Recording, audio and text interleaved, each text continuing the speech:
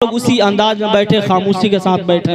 बस क्या समझ पाएगा कोई सरवरी सरकार की, सारा आलम कर रहा है नौकरी सरकार की। हम भी दिल में जलाएं उनकी यादों का चिराग, मेरे घर हर रोज होगी हाजिरी सरकार की, मेरे घर हर रोज होगी हाजिरी सरकार की, मेरे घर हर रोज होगी हाजिरी सरकार की। सरवर कहूँ के मालिको मौला कहूँ तुझे, बागे खलील का गुले जेबा कहूँ तुझे, और तेरे तो वायबे तनाही से है बरी। है राह मेरे शाह में क्या क्या कहूँ तुझे, है राह मेरे शाह में क्या क्या कहूँ तुझे। बस हजरत आपके साथ मेंबर शरीफ पे जलवाबार मुक़द्दस व मुअत्तर उलमाए मिल्लत इस्लामिया,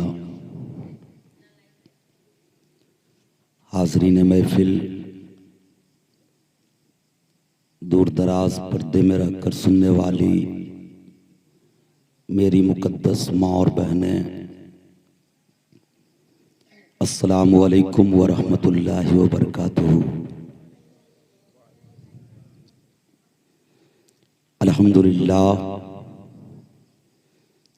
अल्हम्दुलिल्लाहि रब्बिल आलमीन,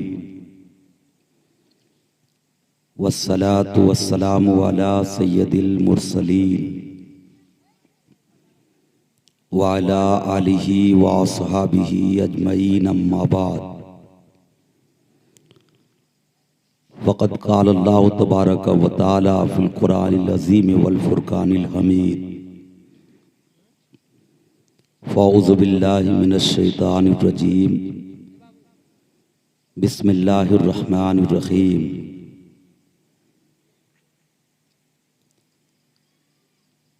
लक़द काना लकुम फ़ी रसूलिल्लाहि उस्वतुन हसना।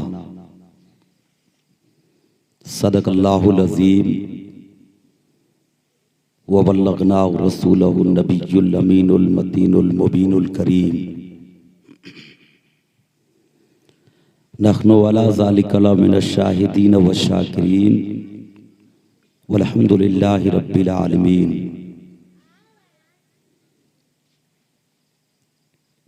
आगाज़ गुफ्तगू से कब्ल आइए हम और आप मिलकर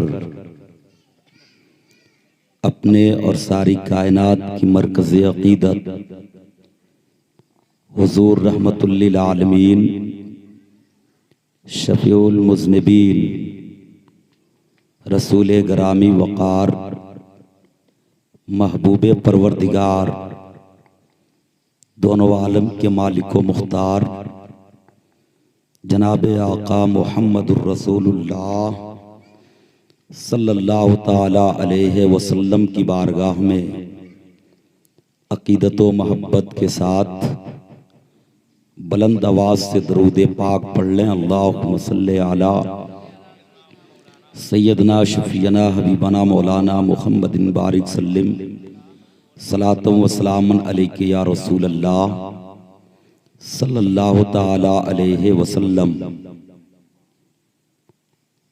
हज़रात,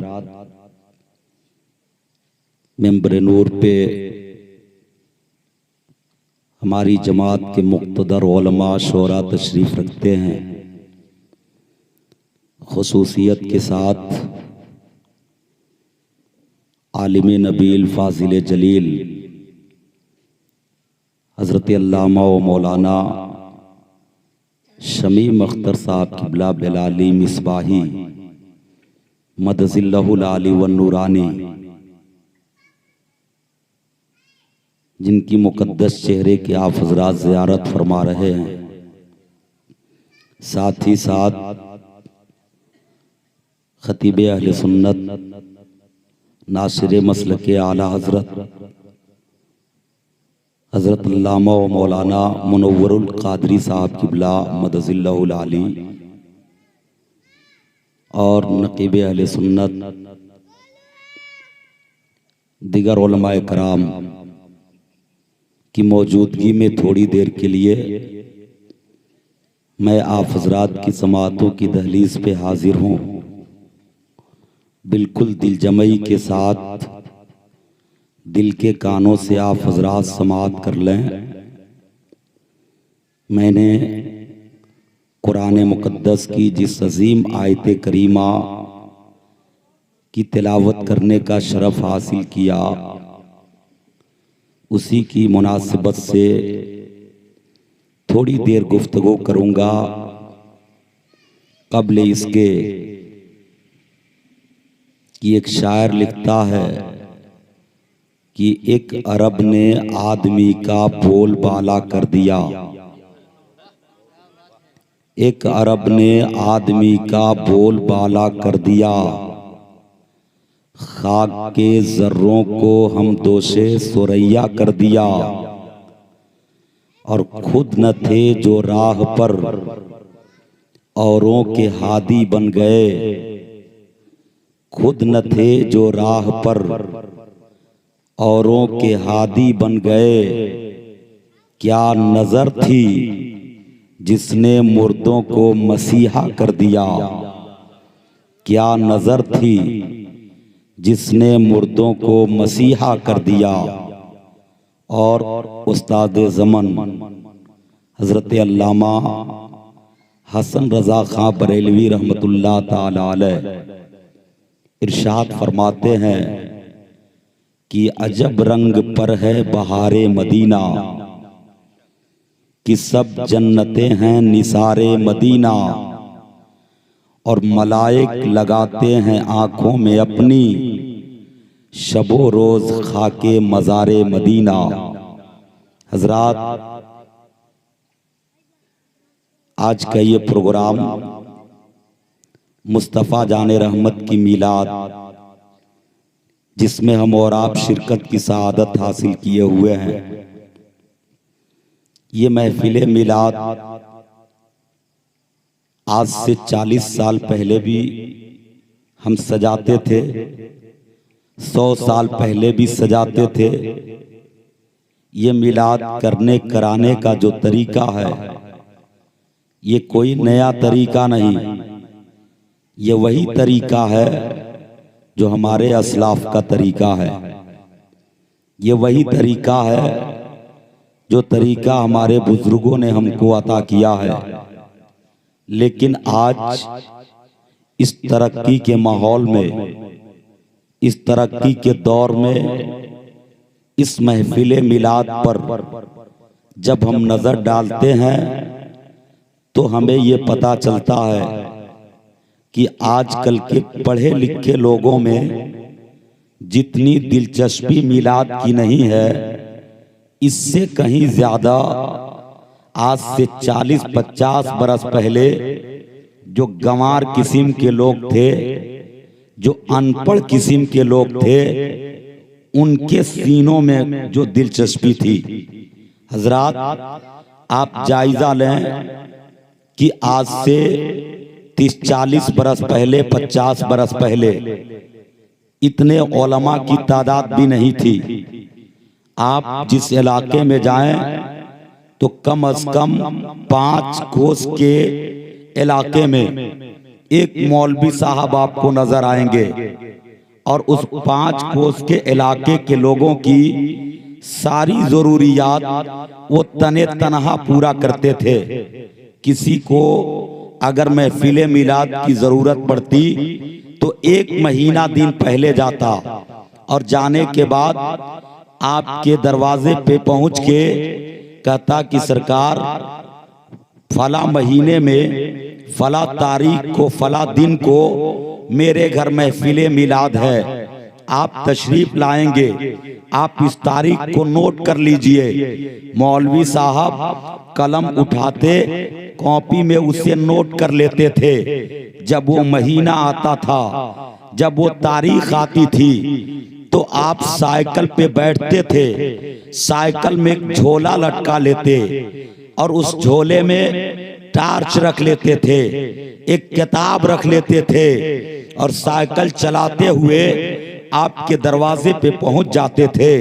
हम महफिल मिलाद के लिए इतना एहतमाम करते थे कि चौकी बिछवा देते थे, तख्ता बिछा देते थे, उसके ऊपर चादर डाल देते थे, फूल पत्तियों से सजा देते थे। वो जमाना जाहिलों का जमाना था, वो जमाना गंवारों का जमाना था।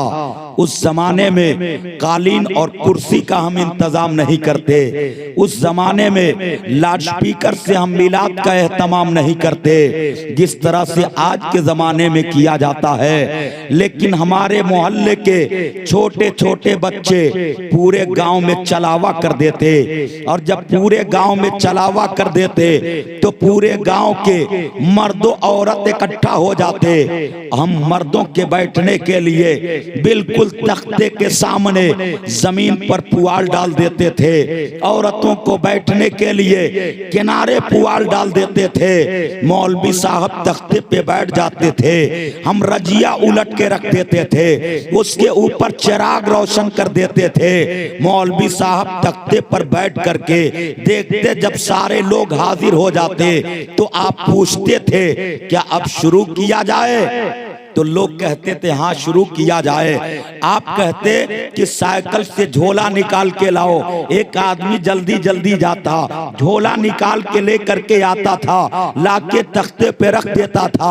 आप झोले में हाथ डालते, एक किताब निकालते थे जिस किताब का नाम या तो मिलादे अकबर होता या तो मिलादे गौहर होता। उस किताब को चिराग की रोशनी में पढ़ करके सुनाते थे, और जब चिराग की रोशनी में उस किताब को पढ़ के सुनाते थे तो लोगों के ऊपर एक ऐसी कैफियत तारी होती थी कि देखने के बाद ये लगता था कि सामने बैठने वाले लोग मौलवी साहब की बात सुन नहीं रहे हैं बल्कि वो सो चुके हैं। ऐसी कैफियत उनके ऊपर तारी होती, यानी सर को नीचे झुका करके लोग बैठ जाते थे। और जब इस तरह से मिलाद में लोग बिल्कुल सर नीचे झुका के बैठते थे और मौलवी साहब तो किताब पढ़ने में मशगूल होते थे, ऐसी सूरत में कुछ मुस्तफा जाने रहमत के गद्दारों ने इसका नाजायज फायदा उठाना चाहा, दुनिया के अंदर अहले सुन्नत वल जमाअत को बदनाम करना चाहा, इनके ऊपर दाग लगाना चाहा, ये बताना चाहा दुनिया को कि ए दुनिया वालों, सुन्नी मुसलमान उसे कहते हैं जो सुनते सुनते सो जाए या सुनते सुनते सुन हो जाए। हजरात, ये आवाज धीरे धीरे बरेली की सरजमीन पर पहुंची, और जब बरेली की सरजमीन पे पहुंची तो हमारे बरेली उलमा ने डंके की चोट पर जवाब दिया था, ए नादानो, सुनते सुनते सुन हो जाने वाले को सुन्नी मुसलमान नहीं कहते हैं बल्कि नबी की सुन्नत पे अमल करने वाले को सुन्नी मुसलमान कहते हैं।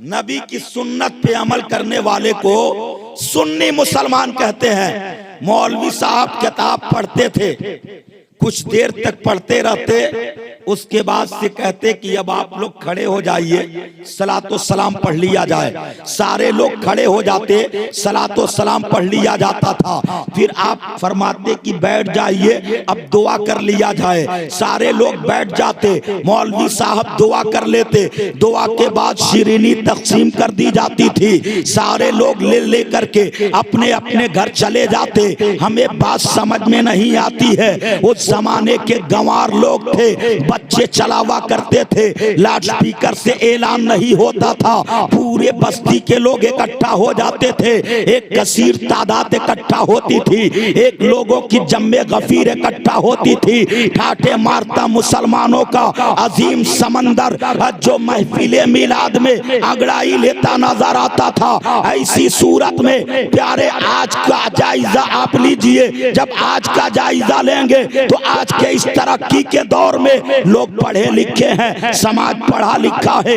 ऐसी सूरत में हमारे उलमा एक एक मसले को बयान करते हैं तो उस मसले को समझाने के लिए न जाने कितने मिसालें पेश करते हैं ताकि ये कौम के दिलो दिमाग में ये मसला उतर सके। जितने मिसाल देने के बाद, इस कदर आसान लबो लहजे में समझाने के बाद आज पढ़े लिखे लोगों के ज़हन में और उनके दिल में हमारी बातें नहीं बैठ रही है। आइए पूछते हैं, ए गंवार लोगों, आपके सामने तो किताब पढ़ी जाती थी, क्या आपके कुछ पल्ले पड़ता था? क्या आपको कुछ समझ में आता था? तो उस जमाने के लोग जवाब देंगे, मौलाना हमें कुछ समझ में नहीं आता था।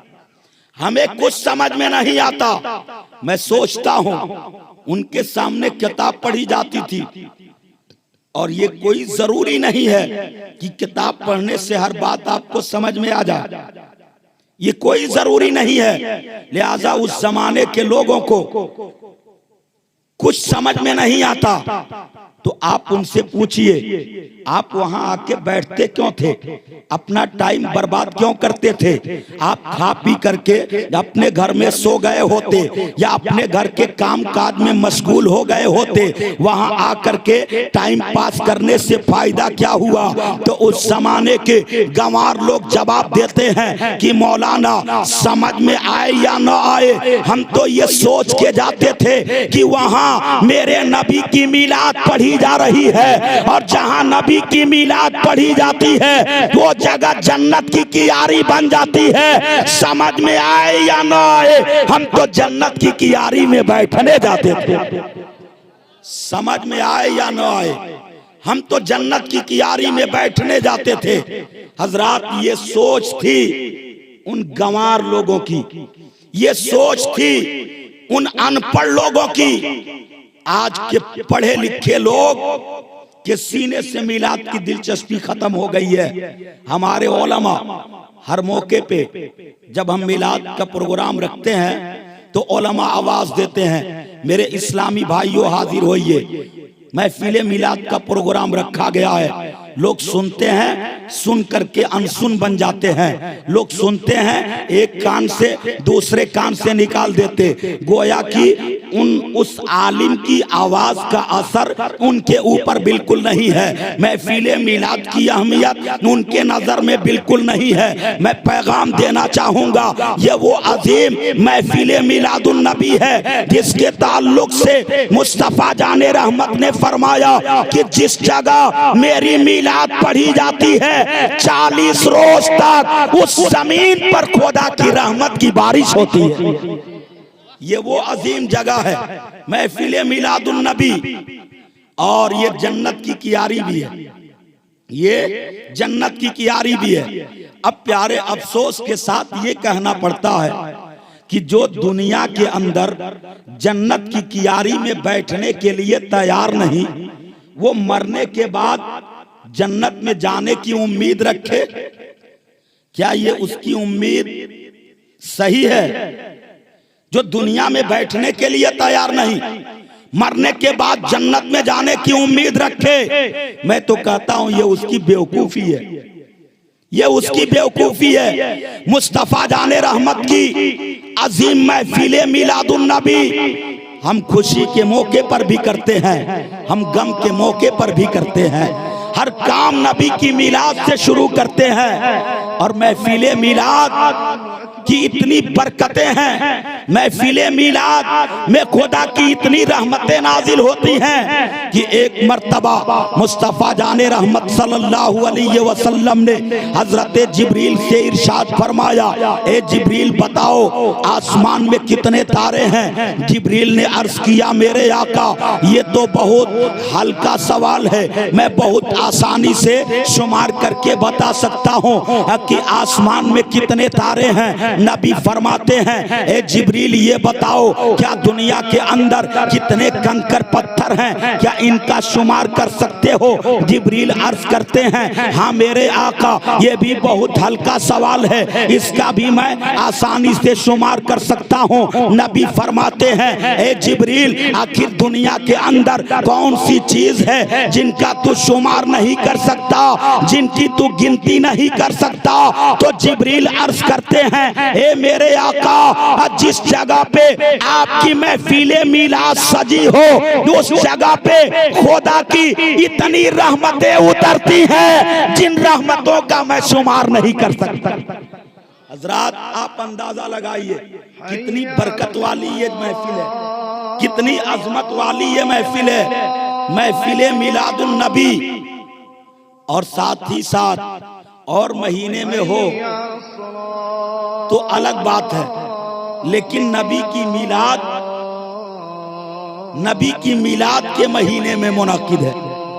नबी की मिलाद के महीने में मुनाकिद है। और इमसाल तो हम सुन्नी सही उल अकीदा मुसलमान अपने मुकद्दर पे नाज करें कि नबी की मिलाद की तारीख ऐसी तारीख पड़ी थी, ऐसी तारीख, ऐसा दिन, ऐसी रात, जिस रात के बारे में, यानी जुमे की रात, जुमे का दिन, जुमे की रात, जिस रात के बारे में आका अलैहिस्सलाम फरमाते हैं कि ये वही रात है जिस रात में मेरे वालिदे गरामी के पुश्त से मेरा नूर पानी बन करके मेरी माँ आमना के शिकम में पहुंचा था।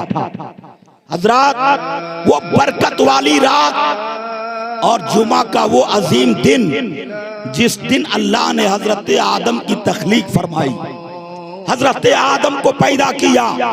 रात भी अपने आप में लाजवाब है, दिन भी अपने आप में लाजवाब है। और ऐसी सूरत में अल्लाह के नबी, अल्लाह के मुकद्दस महबूब की पैदाइश भी अपने आप में लाजवाब है। हजरात, मेरे नबी की पैदाइश हुई, मेरे आका इस फर्श गीती पर तशरीफ लाए। आप जरा तारीख का जायजा लें, आपको ये पता चलेगा कि नबी कौनैन की आमद हुई तो नबी कौनैन अलैहिस्सलातो सलाम से पहले 571 बरस का जमाना गुजरा था, जिस जमाने में न कोई नबी आया न कोई रसूल आया। वो 571 बरस का जमाना दौरे जाहिलियत का जमाना, वो 571 बरस का जमाना जिस जमाने में इंसान तो थे, इंसानियत से कोसों दूर थे, आदमी तो थे, आदमियत से दूर नजर आते थे, तहजीब व तमद्दुन से दूर नजर आते थे। न चलने का तरीका मालूम था, न खाने पीने का तरीका मालूम था, न उठने बैठने का तरीका मालूम था, न सोने जागने का तरीका मालूम था, न जिंदगी गुजारने का तरीका मालूम था। ऐसे वक्त में जब लोग गुमराही के दलदल में भटक रहे थे, ऐसे वक्त में एक आदमी के साथ वहशियाना सलूक करता था, एक मर्द एक औरत के साथ जानवर की तरह सलूक करता था, जानवर की तरह बर्ताव करता था। न एक आदमी के नजर में वालिदैन की कोई अहमियत थी, न एक भाई के नजर में एक भाई की कोई अहमियत थी, न एक पड़ोस के नजर में एक पड़ोस की कोई अहमियत थी। ऐसी सूरत में जब इंसानियत चौराहे, इंसानियत की धज्जियां हर चट्टी चौराहे पे उड़ रही थी, जब इंसानियत इंसान के पांव से कुचली जा रही थी, जब इंसानियत का दुनिया के अंदर कोई वकार नहीं था, ऐसी सूरत में लोगों को गुमराही के दलदल से निकालने के लिए पाक परवरदिगार आलम ने मक्के की सरजमीन पर अपने प्यारे महबूब को मबूस फरमाया।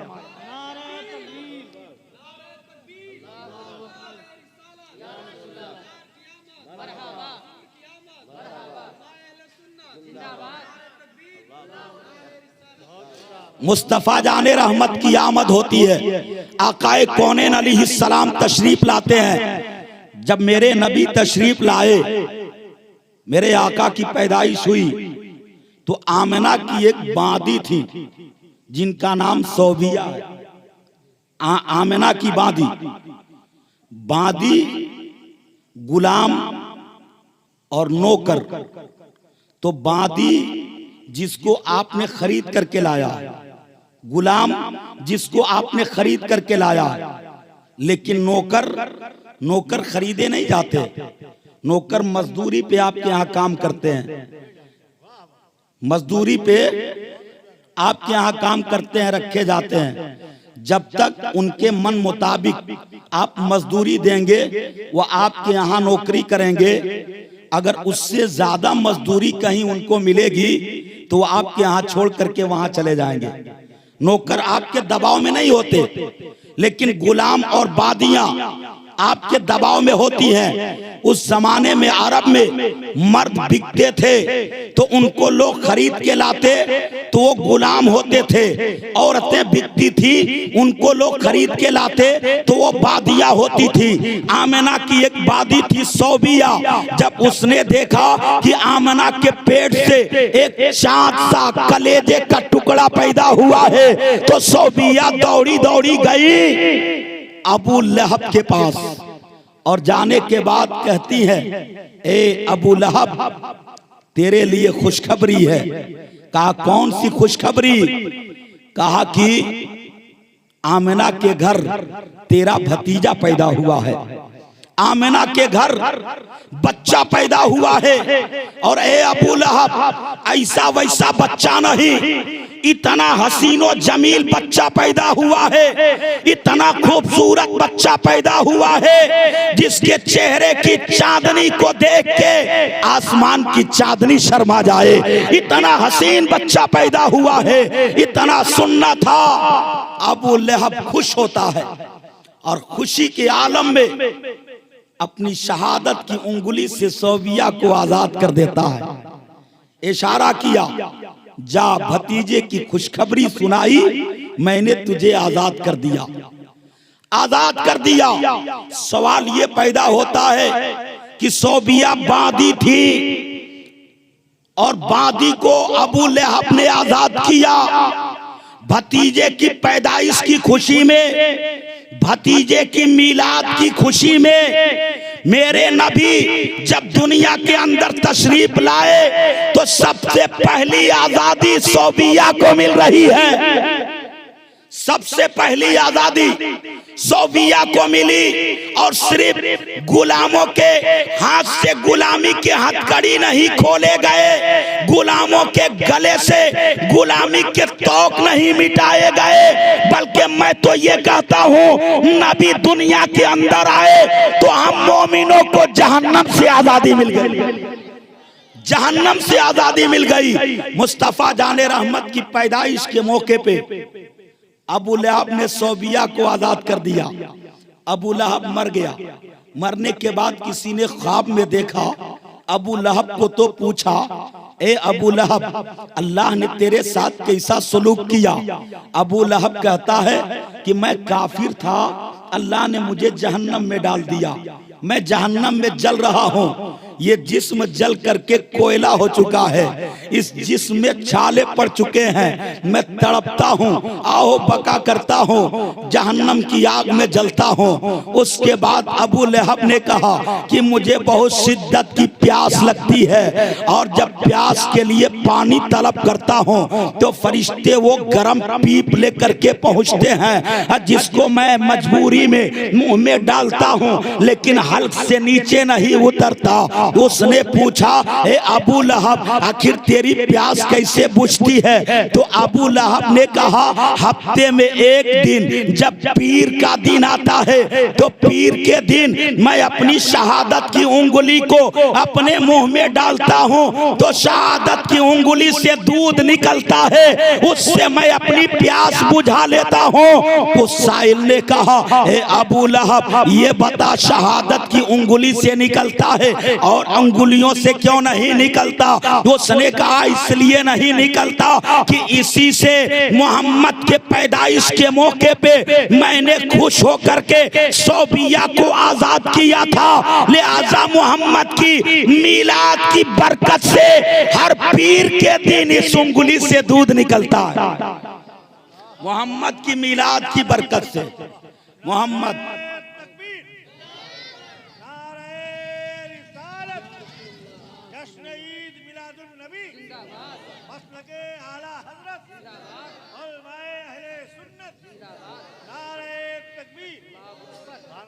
मेरे आका की मिलाद की बरकत से अबू लहब को जहन्नम में फायदा पहुंच रहा है।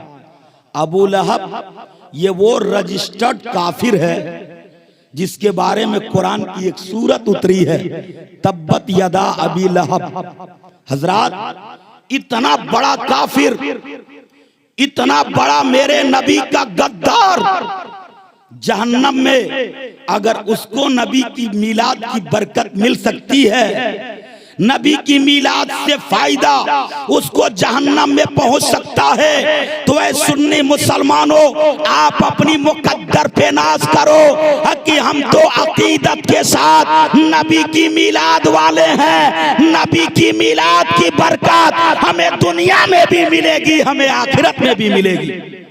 हजरात, नबी की मिलाद ये वो अजीम बरकत वाली महफिल है। आकाए कौनैन सल्लल्लाहु ताला अलैहि वसल्लम की मुकद्दस जिंदगी ये पाक पर नजर डालिए। मेरे आका की जात ऐसी जात है कि आप जब दुनिया के अंदर तशरीफ लाए तो आप तशरीफ लाने के बाद आपने मुलाहिजा किया कि अरब का माहौल क्या है, अरब का समाज कैसा है। आपने एक एक मोड़ पे समाज की अपनी नजर डाली। डालने के बाद एक वक्त आया मुस्तफा जाने रहमत की, जब आपकी उम्र 25 बरस की होती है तो आपने अपनी शादी रचाई। जब शादी रचा ली आपने तो उस वक्त अरब के बाद लोगों ने ये एतराज किया था, हे मोहम्मद इब्ने अब्दुल्ला, अगर आपको शादी करनी थी आप किसी कुंवारी लड़की से शादी किए होते, आप किसी राजा महाराजा की बेटी से शादी किए होते। आपने तो उस अभागिन से शादी किया जिसे अरब का समाज से बाइकाट कर चुका है। अरब के समाज में जिन बेवाओं की कोई इज्जत नहीं है, जिन बेवाओं का कोई वकार नहीं है, जिन बेवाओं की कोई अहमियत नहीं है, उन बेवाओं से, उस बेवा से आपने शादी की जो एक शौहर से नहीं दो शौहर से बेवा हो चुकी थी। मेरे नबी ने पहली शादी बेवा से की, हजरत खदीजतुल कुबरा रदी अल्लाह ताला अन्हा से पहली शादी मेरे मुस्तफा ने की। कहा अरब के समाज ने, ए मोहम्मद इब्ने अब्दुल्ला, आप सूरत के एतबार से भी अच्छे हैं, आप सीरत के एतबार से भी अच्छे हैं, आप हर खानदान के एतबार से भी अच्छे हैं, आप हसब नसब के एतबार से भी अच्छे हैं। हे मोहम्मद इब्ने अब्दुल्ला, आपने इस बेवा से शादी क्यों की? तो मुस्तफा जाने रहमत ने खामोशी इख्तियार कर ली।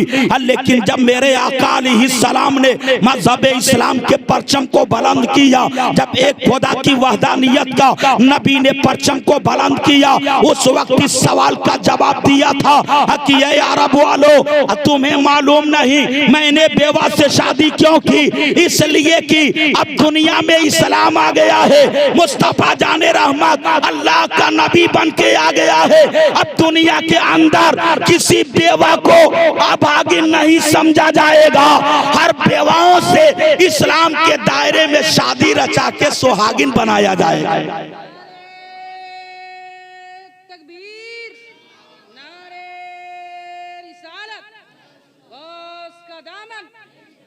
सरकार की आमद, दिलदार की आमद, मक्के की आमद, उलमाए अहले सुन्नत, नारे तकबीर, नारे रिसालत। वाह, बहुत खूब। हमारे और आपके नबी अलैहिस्सलातो सलाम ने पहली शादी बेवा से की, और पहली शादी बेवा से करके बेवाओं की इज्जत में चार चांद लगा दिया, बेवाओं के वकार को बुलंद किया।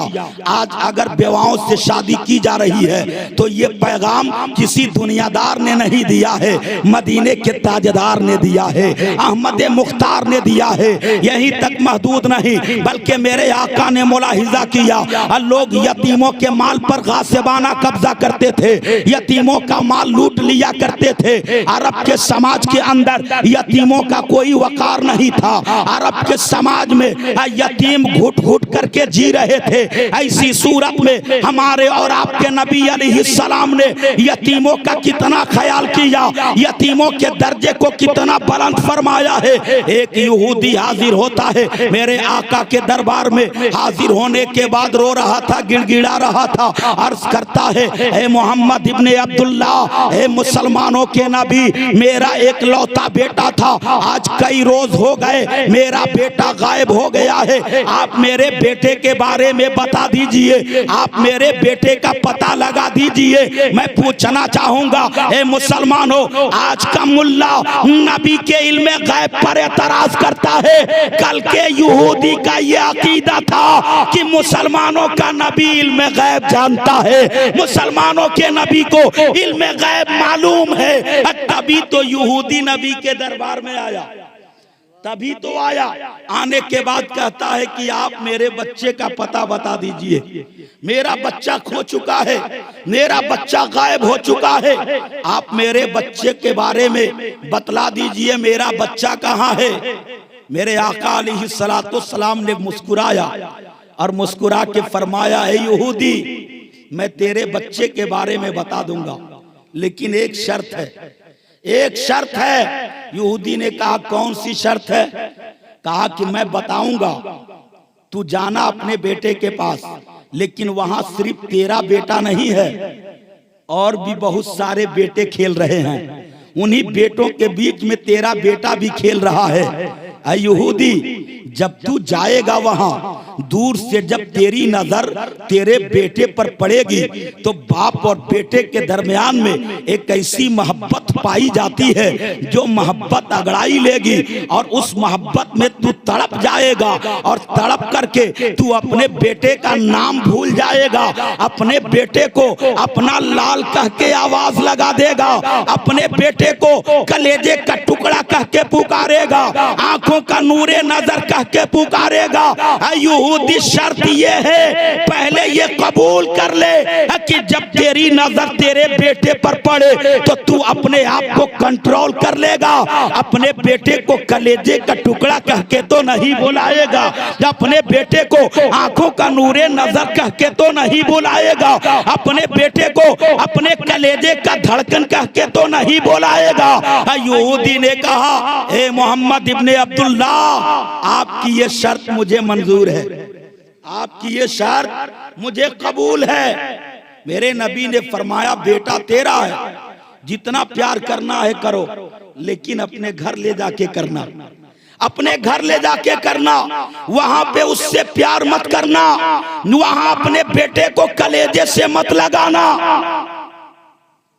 यहूदी को कहना चाहिए, ए मोहम्मद इब्ने अब्दुल्ला, बेटा मेरा है, मैं कलेजे से लगाऊं या उसकी पेशानी को चूमूं या उसको कांधे पे बैठाऊं या उसको कलेजे का टुकड़ा कह के पुकारूं, आंखों का नूरे नजर कह के पुकारूं, ए मोहम्मद इब्ने अब्दुल्ला, बेटा मेरा है, इसमें आपका क्या जाता है? यहूदी को कहना चाहिए, लेकिन यहूदी ने नहीं कहा। यहूदी ने शर्त को कबूल कर ली, कबूल करने के बाद कहा, ए मोहम्मद इब्ने अब्दुल्ला, आखिर ये शर्त आपने क्यों रखी है? इसके पीछे राज क्या है? इसके पीछे हिकमत क्या है? इसके पीछे भेद क्या है? मेरे आका फरमाते हैं, यहूदी, जहां तेरा बच्चा खेल रहा है वहां चंद बच्चे भी खेल रहे हैं, उन्हीं बच्चों के बीच में तेरा बच्चा भी खेल रहा है, और यह यहूदी, ये तुम्हें नहीं मालूम, जिन बच्चों के बीच में तेरा बच्चा खेल रहा है वो सब यतीम बच्चे खेल रहे हैं, वो सब यतीम बच्चे हैं। और जब तू जाएगा और जाने के बाद अपने बच्चे को अपना लाल कह के पुकारेगा, कलेजे का टुकड़ा कह के पुकारेगा, अपने कलेजे से लगाएगा, तो उन यतीम बच्चों को तकलीफ पहुंचेगी, उनके दिल को ठेस लगेगी। काश मेरा भी बाप होता तो आज मुझे भी कलेजे का टुकड़ा कह के बुलाता, काश मेरा भी बाप होता तो आज मुझे भी सीने से लगा लेता, काश मेरा भी बाप होता तो आज मुझे भी आंखों का नूरे नजर कह के बुलाता। ऐ यहूदी, इसीलिए उन यतीमों के दिल न टूटने पाए, उन यतीमों के दिल को ठेस न लगने पाए, उन यतीमों को तकलीफ न पहुंचने पाए, इसीलिए मैंने ये शर्त रखी है। यहूदी को बात समझ में आ गई, यहूदी को बात समझ में आ गई। गया अपने बेटे को लेके आया, लाने के बाद घर लेके जाना चाहिए, लेकिन नहीं, मुस्तफा जाने रहमत की बारगाह में आया। आने के बाद अर्ज करता है, ए मोहम्मद इब्ने अब्दुल्ला, जिसके दूसरे के यतीम बच्चों का इतना ख्याल है, वो पैगंबर कैसा होगा, वो नबी कैसा होगा? वो यहूदी नबी के दरबार में हाजिर है।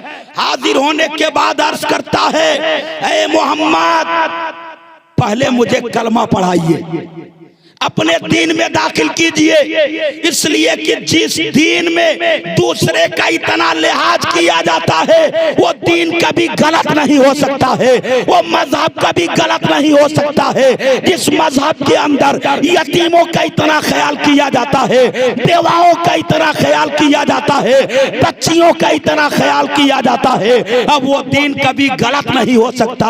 हमें जल्दी से कलमा पढ़ा के उस दीन में दाखिल कर लिया। यह है मेरे नबी का अखलाक, यह है मेरे नबी की जिंदगी। और मेरे नबी के साथ जो मेरे नबी के सहाबा रहते थे, उनको मेरे नबी ने कैसा सबक पढ़ाया था, कैसा पैगाम दिया था। एक तारीख सुन लीजिए, मेरी बात खत्म हो जाए। मुस्तफ़ा जाने रहमत अलैहिस्सलाम तशरीफ फरमा है और खलीफा स्वयं हजरत सैयदना उस्मान गनी मेरे नबी के दरबार में हाजिर होते हैं। हाजिर होने के बाद अर्ज करते हैं, ए मेरे आका मावा मलजा, ए मुस्तफ़ा जाने रहमत, कल शाम को मेरे घर आपकी दावत है, कल शाम को मेरे घर आपकी दावत है। मेरे नबी ने उस्मान की दावत को कबूल कर लिया। दावत कबूल करना ये मेरे नबी की सुन्नत है, दावत कबूल करना मेरे नबी की सुन्नत है। नबी ने उस्मान की दावत कबूल कर ली। कल शाम को उस्मान आए बुलाने के लिए। ऐसा होता है, हम दावत देते हैं पूरे गांव के अंदर, और जब खाने का वक्त होता है, खाना तैयार हो जाता है, तो एक आदमी को भेज करके चलावा करवाते हैं। ये चलावा क्या है? बुलावा है, यानी अब आप लोग आ जाइए, खाना तैयार हो गया है। उस्मान गनी ने सारा इंतजाम कर लिया। शाम के वक्त पहुंचे नबी को बुलाने के लिए, और जब बुलाने के लिए गए तो उस वक्त मेरे नबी के दरबार में तकरीबन 70 सहाबा बैठे हुए थे। और इस्लाम का वो दौर था जबकि लोग कई कई रोज तक भूखे रहते थे, कई कई रोज तक बहुत सारे मुसलमानों के घर में चूल्हा नहीं जलता। खुद मेरा नबी अपने पेट पे पत्थर बांधा करता था। हजरात, ऐसा दौर था। ऐसे वक्त में सहाबा नबी के दरबार में बैठे हैं। उस्मान पहुंचे कि मेरे आका दरवाजे पर तशरीफ ले चला जाए, चल के दावत तनाउल कर लिया जाए। मेरे आका अलैहिस्सलाम उठ के खड़े होते हैं। जैसे मेरे नबी ने पहला कदम आगे बढ़ाया, उस्मान ने उस कदम को नोट कर लिया। नबी ने दूसरा कदम बढ़ाया, उससे भी नोट कर लिया। और मेरे नबी फरमाते हैं कि ये मेरे सहाबा चलो चलो, सब उस्मान के घर चलो, उस्मान के घर दावत में चलनी है। लिहाजा मेरे नबी आगे आगे चल रहे हैं, उनके पीछे उस्मान गनी चल रहे हैं, और सारे सहाबा पीछे पीछे चल रहे हैं। नबी एक एक कदम आगे बढ़ाते हैं, उस्मान एक एक कदमों को शुमार कर रहे हैं। जितना कदम चल करके मेरे आका उस्मान की चौखट तक पहुंचे थे, उन सारे कदमों को उस्मान गनी ने नोट कर लिया। उसके बाद मेरे नबी बैठे, सारे लोगों को उस्मान खाना खिला रहे हैं। उस्मान ने खाना खिला लिया, मेरे नबी को भी खाना खिला दिया। खाना खिलाने के बाद अर्ज करते हैं, मेरे आका आप जितना कदम चल करके उस्मान के घर आए हैं, ए मेरे आका, मेरे दिल की ये ख्वाहिश है आपके एक एक कदम के बदले मैं एक एक गुलाम आजाद कर दूं। एक एक कदम के बदले एक एक गुलाम आजाद कर दूं। मेरे आका फरमाते हैं कि ऐ उस्मान, अल्लाह ताला तेरी नेकियों में बरकत अता फरमाए, अल्लाह तेरे माल में बरकत अता फरमाए, तेरी उम्र में बरकत अता फरमाए। मेरे नबी ने सुन के मुस्कुराया और उस्मान के हक में दुआएं की। उन मुकद्दस सहाबा में जो लोग उस्मान के घर दावत में गए थे, उन्हीं सहाबा में मौला अली दामादे नबी हजरत अली रदियल्लाहु ताला अन्हु भी मौजूद थे। लिहाजा हजरत अली भी दावत खा करके आए। आने के बाद जब अपने घर के दरवाजे पे पहुंचे, दरवाजे को आपने खटखटाया, अंदर से फातिमा निकल के आई, दरवाजा खोलती हैं तो फातिमा ये वो नबी की लाडली बेटी हैं। जब भी अली कहीं से आते थे फातिमा दरवाजा खोलती थी तो फातिमा की पहली नजर शौहर के चेहरे पे पड़ती थी, आने वाला मेरा शौहर कहीं इसके चेहरे पे मायूसी तो नहीं है, इसके चेहरे पे उदासी तो नहीं है। लिहाजा बीबी फातिमा शौहर का चेहरे पे देखती, इसलिए देखती कि कहीं मेरा शौहर परेशान तो नहीं है। लिहाजा ये है एक बीवी का तरीका, जो तरीका हजरत फातिमा ने दिया। लेकिन आज बीवियों का तरीका क्या है कि शौहर कहीं से चल के आया, पसीने में शराबोर है, चेहरे पे मायूसी है, चेहरे पे खुशी नाम की कोई शय नहीं है। लेकिन बीवी जब दरवाजा खोलती है तो बीवी की नजर शौहर के चेहरे पे नहीं, शौहर की माल पर होती है। शौहर के हाथ में झोला कैसा है, भरा हुआ झोला है कि नहीं, शौहर मेरे लिए क्या लेकर के आया है, यानी इन सारी चीजों पे बीवी की नजर होती है। लेकिन फातिमा ने पहली नजर अपने अली के चेहरे पे डाली, कहीं मेरे शौहर का चेहरा उदास तो नहीं है, कहीं मेरे शौहर के चेहरे पे मायूसी तो नहीं फैल गई है। गोया फातिमा ये पैगाम देना चाहती हैं, ए दुनिया की बीवियों, तेरी कामयाबी शौहर की रजामंदी में है, तेरी कामयाबी शौहर को खुश करने में है, शौहर की रजामंदी में है। लिहाजा फातिमा ने दरवाजा खोला तो देखा कि अली का चेहरा उदास है, अली मायूस है। अंदर लेके गई, बैठाती हैं, बैठाने के बाद वजह पूछती हैं, ए मेरे सरताज अली, ये आपके चेहरे पे मायूसी कैसी, ये आपके चेहरे पे उदासी कैसी? तो हजरत अली कहते हैं, ए फातिमा क्या बताऊं, ये सब क्या पूछ रही हो मुझसे? फातिमा कहती हैं, नहीं ए मेरे शौहर बताना होगा, आखिर ये उदासी मायूसी कैसी है? अली कहते हैं कि ये फातिमा, ये अली की गरीबी की मायूसी है जो आज अली के चेहरे पे फैल गई है, अली के गरीबी की उदासी है जो अली के चेहरे पे फैल गई है। फातिमा पूछती हैं, ए अली आप कहना क्या चाहते हैं? तो अली ने कहा, हे मेरी बीबी फातिमा, आज उस्मान ने नबी की अपने घर दावत किया था, जितना कदम चल करके नबी उस्मान के दरवाजे पे पहुंचे थे, एक एक कदम को उस्मान ने शुमार कर लिया, एक एक कदम को गिन लिया, और दावत खाने के बाद उस्मान ने एक एक कदम के बदले एक एक गुलाम आजाद किया है। मैं उसी वक्त से ये सोच रहा हूँ, काश खुदा ने मुझे भी दौलत दी होती, मुझे भी सरवत दी होती, मुझे भी माल दिया होता, तो मैं भी नबी की दावत करता और नबी के एक एक कदमों के बदले में एक एक गुलाम आजाद करता। हजरात, ये है अकीदा सहाबा का, जो सबक नबी ने पढ़ाया था उसका नतीजा सामने आ रहा है। हजरात, हजरत मौला अली के दिल में ये शौक है, ये ख्वाहिश है। फातिमा कहती है, मेरे सरताज घबराने की जरूरत नहीं है, परेशान होने की जरूरत नहीं है, आप जाइए कल शाम को नबी की दावत दे के आ जाइए, जाइए। अली कहते हैं, फातिमा आखिर घर में है क्या जो हम नबी को बना के खिलाएंगे?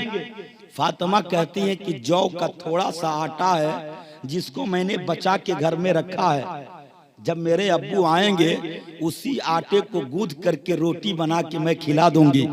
मेरे अब्बू अपनी बेटी के घर सूखी रोटी और सादी रोटी खा लेंगे, किसी से कुछ नहीं कहेंगे, ये मेरे नबी का दस्तूर है। ए मेरे इस्लामी भाइयों, खाना कैसा हो उसकी शिकायत नहीं करनी चाहिए, चाहे जिसके भी घर आप जाइए खाना खाइए, चाहे जैसा वो बना के खिलाए, आप उसकी शिकवा शिकायत न करें, आप उस आदमी की शिकायत नहीं, आप रिज़्क़ इलाही की शिकायत कर रहे हैं। लिहाजा हजरत फातिमा ने कहा कि मेरे अब्बू आएंगे, मैं रोटी बना के खिला दूंगी, वो खा लेंगे, लेकिन आप जाइए, जा करके आप दावत दे के आइए। मौला अली गए मुस्तफ़ा जाने रहमत की बारगाह में। जाने के बाद अर्ज किया, मेरे आका मावा मलजा, ए मुस्तफ़ा जाने रहमत सल्लल्लाहु अलैहि वसल्लम, कल शाम को मेरे घर आपकी दावत है। नबी ने अली की दावत को भी कबूल कर लिया। नबी ने अली की दावत को भी कबूल कर लिया। कल जब शाम का वक्त हुआ तो फातिमा ने कहा, मेरे सरताज अब जाइए, नबी को बुला के लेके आइए। हजरत अली निकले बुलाने के लिए। फातिमा ने कहा, ए अली, जब मेरे नबी मेरे अब्बा जब चलेंगे ना तो आप उनके पीछे हो लीजिएगा। जैसे पहला कदम उठाएंगे हमारे घर आने के लिए, उस कदम को नोट कर लीजिएगा। दूसरा कदम आगे बढ़ाएंगे, उससे भी नोट कर लीजिएगा। तीसरा कदम आगे बढ़ाएंगे, उससे भी नोट कर लीजिएगा। चौथा कदम आगे बढ़ाएंगे, उससे भी नोट कर लीजिएगा। अली ने पलट के कहा, हे फातिमा, इन कदमों को शुमार करने से फायदा क्या होगा? हमारे पास गुलाम कहाँ है कि मैं आजाद करूंगा? फातिमा ने कहा, हे अली, आप नोट करके आइएगा, इन कदमों के बदले में क्या आजाद किया जाएगा, ये परवरदिगार बेहतर जानता है। आप नोट करके आइएगा। अली को फातिमा ने भेज दिया। हजरत अली गए। जाने के बाद मेरे आका अलैहिस्सलाम तशरीफ फरमा है, और वो 70 सहाबा जो उस्मान के घर दावत खाए थे, कई रोज के भूखे थे, भरपेट खाना उस्मान के घर मिला था। नबी के दरबार में बैठे हैं कि नबी के सदके में कहीं से खाना मिल जाए। नबी के दरबार में बैठे हैं। अली गए। जाने के बाद अर्ज करते हैं, मेरे आका तशरीफ ले चला जाए दरवाजे पे, चल करके दावत तनाउल फरमा लिया जाए। मेरे आका उठ के खड़े होते हैं और फरमाते हैं, साहबा चलो, आज अली के घर दावत में चलनी है। मैं पूछता हूं, ऐ अली, आपने दावत सिर्फ नबी की किया था, और आपको यह भी मालूम था कि फातिमा ने आपसे कहा था कि थोड़ा सा जौ का आटा घर में है, उसी की रोटी बना के अपने अब्बू को खिला दूंगी। ऐ अली, क्या आपके दिलो दिमाग में ये बात न पैदा हुई कि नबी इतने लोगों को साथ लेके जा रहे हैं, अली के दरवाजे पे अली को रुसवा करेंगे, अली के दरवाजे पर अली को बेइज्जत करेंगे। इतने लोगों के बीच में अली से आप सवाल कीजिए तो अली कहेंगे, मेरे दिल में ये ख्याल कैसे पैदा होता? इसलिए कि मैं जानता था जो नबी इतने लोगों को लेके जा सकता है, वो नबी इनके खाने का इंतजाम भी फरमा सकता है। मेरे दिल में ये ख्याल कैसे पैदा होता? हजरात, अली बेफिक्र हैं। हम और आप होते तो पांव के नीचे से जमीन खिसक गई होती। दिल में ना जाने कैसे बुरे बुरे ख्यालात पैदा हो गए होते, लेकिन ये मौला अली हैं। जर्रा बराबर भी झिझक महसूस ना किया आपने। नबी जैसे खड़े हैं, उनके पीछे हो लेते हैं अली, उनके पीछे अली हो लेते हैं। और नबी ने पहला कदम आगे बढ़ाया, अली ने उसे नोट कर लिया। दूसरा कदम नबी ने आगे बढ़ाया, अली ने उससे भी नोट कर लिया। तीसरा कदम नबी ने आगे बढ़ाया, अली ने उससे भी नोट कर लिया। जितना कदम चल करके अली के दरवाजे पर नबी पहुंचे, उन सारे कदमों को अली ने नोट कर लिया। नबी अली के दरवाजे पर आए, बेटी के घर आए। बेटी के घर डायरेक्ट नबी अंदर दाखिल होते हैं। बेटी फातिमा, क्या बनाई हो? फातिमा अर्ज करती हैं, अब्बू मैंने रोटी तैयार की है, रोटी बनाई है। नबी फरमाते हैं, फातिमा कहां बना के रखी हो? बुलाओ अली को। अली भी हाजिर हो गए। नबी फरमाते हैं कि ये अली, ये रोटी बना के फातिमा ने कपड़े में ढक के रखी हैं, उस पे मैं अपना दस्ते नबूवत रख देता हूं, अपना दस्ते नबूवत रख देता हूं, या अपना लुआबे दहन उसमें डाल देता हूं। और ए अली, कपड़ा मत हटाना, 10-10 लोगों को बैठाओ और एक तरफ से रोटी निकालते जाओ और ले जाके उन लोगों को खिलाते जाओ। जब वो 10 लोग खा लेंगे फिर दूसरे 10 लोगों को बैठाना, रोटी निकाल के लेके जाना, लेकिन ए अली खबरदार कपड़ा मत हटाना, रोटी निकालते जाना और ले जाके खिलाते जाना। हजरत अली 10-10 लोगों को बैठाते हैं, बैठा के रोटी निकालते हैं, ले जा करके खिलाते जा रहे हैं। 10-10 लोग सिकम सैर होते चले जा रहे हैं, भर भर पेट खाना खा लेते हैं। इस तरह से अली ने 70 लोगों को खाना खिला दिया। उसके बाद से अली कहते हैं, ए मेरे आका, अब आप भी खाना तनाउल कर लिया जाए, अब आप भी खाना खा लें। मेरे नबी भी बैठ गए, दस्तरखान पे रोटी रख दी जाती है, मेरे नबी भी खाना खा लिए। मेरे नबी खाने के बाद फरमाते हैं, ए अली रोटी घट गई या बची है? हजरत अली मुस्कुरा के कहते हैं, ए मेरे आका, फातिमा ने जितनी रोटी पहले बना के रखी थी, इतने लोगों के खाने के बाद भी उतनी रोटी मौजूद नजर आ रही है। क्या बात है, उतनी रोटी। तकबीर, नारे रिसालत, गौस का दामन, सरकार की आमद, दिलदार की आमद, मक्के की आमद, मसलके आला हजरत, नारे तकबीर, नारे रिसालत। वाह वाह वाह। हजरत अली रोटी निकाल के लाए, तमाम लोगों को खिला दी, उतनी की उतनी रोटी बची हुई है।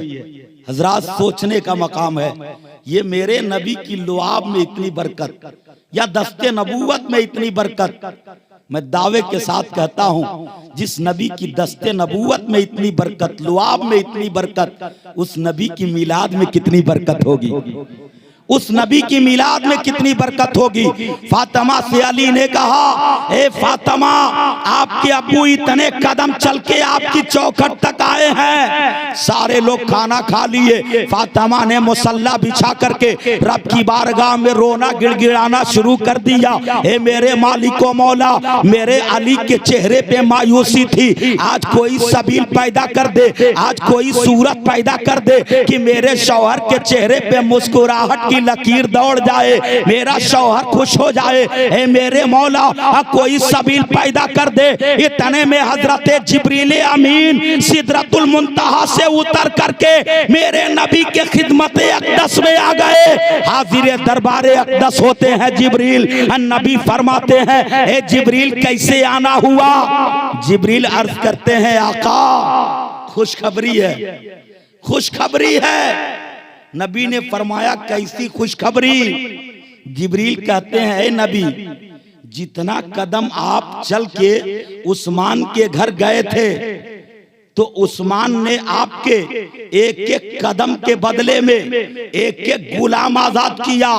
आज जितना कदम चल करके आप अली के घर आए हैं, तो पाक परवरदिगारे आलम ने आपके एक एक कदम के बदले आपकी पापी उम्मतियों में से 1-1,000 पापी उम्मतियों को बख्श दिया है, 1-1,000 पापी उम्मतियों की मग़फ़िरत फरमा दिया।